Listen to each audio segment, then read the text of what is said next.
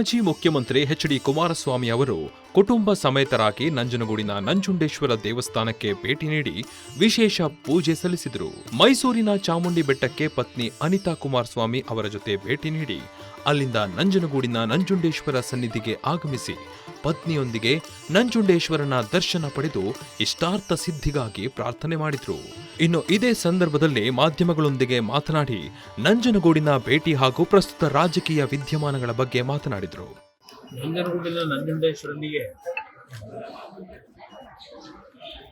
ಪ್ರಾರ್ಥನೆ ಸಲ್ಲಿಸಿ ದೇವರ ಒಂದು ಅನುಗ್ರಹವನ್ನು ಬೇಡ್ತಕ್ಕಂಥದ್ದು ಒಂದು ಭಾಗ. ಅದರ ಜೊತೆಯಲ್ಲಿ ಇವತ್ತು ಕಳೆದ ವಾರ ನನಗೆ ಒಂದು ಮಾಹಿತಿ ಕೊಟ್ಟಂಥದ್ದು ಪಕ್ಷದ ಕಾರ್ಯಕರ್ತರು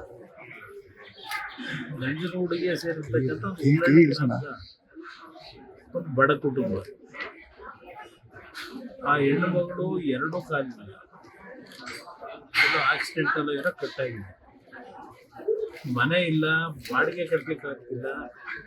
2 ಸಣ್ಣ ಮಕ್ಕಳಿದ್ದಾವೆ. ಗಂಡನಿಗೂ ಏನೋ ಒಂದು ಕಾಲಿನಲ್ಲಿ ಅನಾಹುತ ಇದೆ.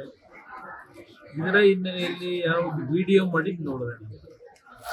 ನನ್ನ ಗಮನಕ್ಕೆ ತರಬೇಕು, ಯಾರಿಗಾದರೂ ಈ ವಿಡಿಯೋ ನೋಡೋರು ಕುಮಾರಣ್ಣ ಅವರ ಗಮನಕ್ಕೆ ತನ್ನಿ ಅಂತಕ್ಕಂಥದ್ದನ್ನು ಹೇಳಿದಂಥದ್ದು ಏನಿದೆ ಅದು ಮೊನ್ನೆ ಹೋದ ವಾರ ನನಗೆ ನಮ್ಮ ತಿರುಳಿನಲ್ಲಿ ನನ್ನ ಗಮನಕ್ಕೆ ಏನು ಬಂತು. ಆ ಹಿನ್ನೆಲೆಯಲ್ಲಿ ನಮಗೆ ನಾಡಿಗೆ ಒಂದು ಎಲ್ಲರಿಗೂ ಶಕ್ತಿ ತುಂಬತಕ್ಕಂಥ ಸುಖ ಶಾಂತಿ ಕೊಡ್ತಕ್ಕಂಥ ದೇವರು ಒಂದು ಬಾರಿ.